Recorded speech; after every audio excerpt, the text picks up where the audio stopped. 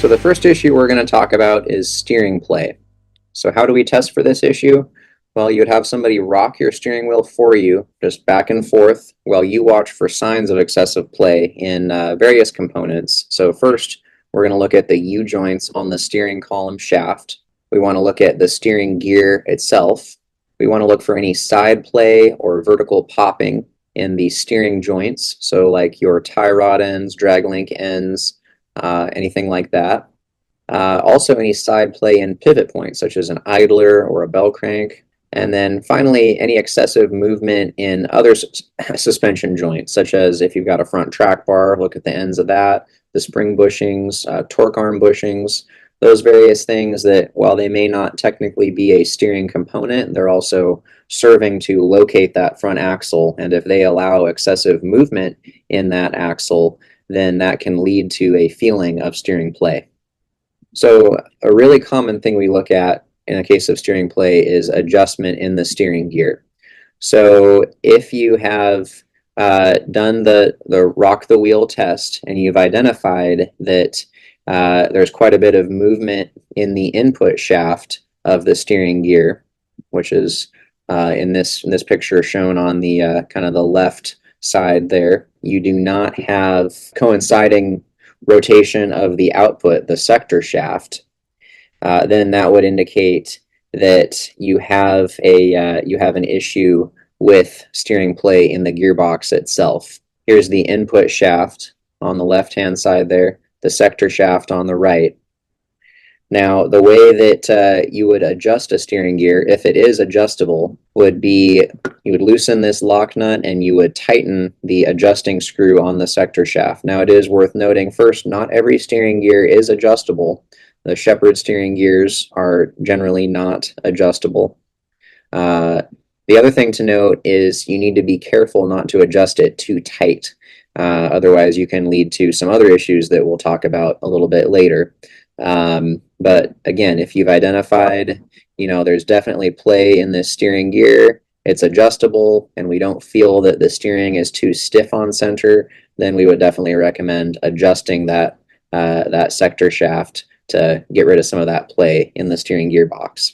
Next, there's also the possibility of the steering gearbox itself being loose. Now, we don't see this too often, but I do want to point it out because this definitely could have led to a more major issue if it had been allowed to continue. So if you look there at that bolt at the top there, you can see how that whole thing is moving up and down there. That nut was way too loose. Eventually, the steering gear could have fallen off if it had been allowed to continue that way. But in the short term, you're definitely getting play in your steering because that whole thing is able to rock back and forth when it should just be pivoting that pitman arm back and forth. Again, just highlighting the loose nut there. Also, the possibility of, I mentioned a loose bell crank. So here's an example of the old Chevy and Workhorse P30, P32 chassis. So the bell crank is a pivot point. On the top there, you can see the factory unit. Those use bronze bushings, which can develop wear over time. What can happen is you can get a lot of side play in that shaft, and that just leads to slop in the steering because if as you're moving, so this is your drag link here, as this drag link is moving backward and forward, if that shaft is allowed to rock back and forth without actually leading to the rotation that we want to move your center link left and right, then you're going to feel that as play in your steering. Your steering wheel is turning back and forth, but you are not changing the direction of your tires. Here's another example of a worn bell crank. So this is a 2019 Freightliner XC. When we took this video, it was only, the coach would have only been about 3-4 years old, 19,000 miles at the time, and let's just watch. So see how that arm is jumping from side to side? Now let's look at the bell crank itself. Watch that rock. So as you're turning your wheel back and forth, this whole arm is rocking side to side. So again, that's slop in your steering. You're turning your steering wheel up in the driver's seat, but your wheels are not changing direction. So we do have solutions available for this type of steering play with our SuperSteer bell crank. So on both the Chevy Workhorse P30, P32 chassis and the Freightliner XC chassis. And our units use tapered roller bearings instead of the bronze bushings that the factory units use.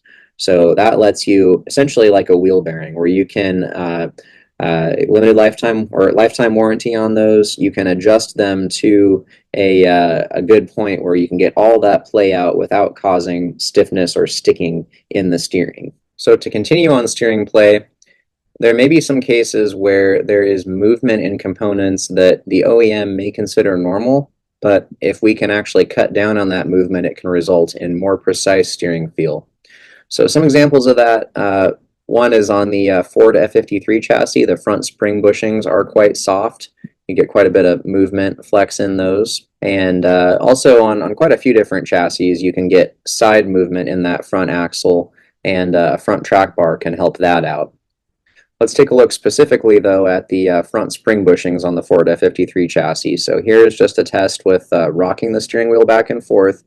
You can see just how much movement there is where that spring connects to the spring eye, as well as how the springs are kind of wrapping and unwrapping there. So this is not a very old coach. It's probably just 1 or 2 years old. So not an issue of the bushings being worn out. And this likely would be considered normal by Ford.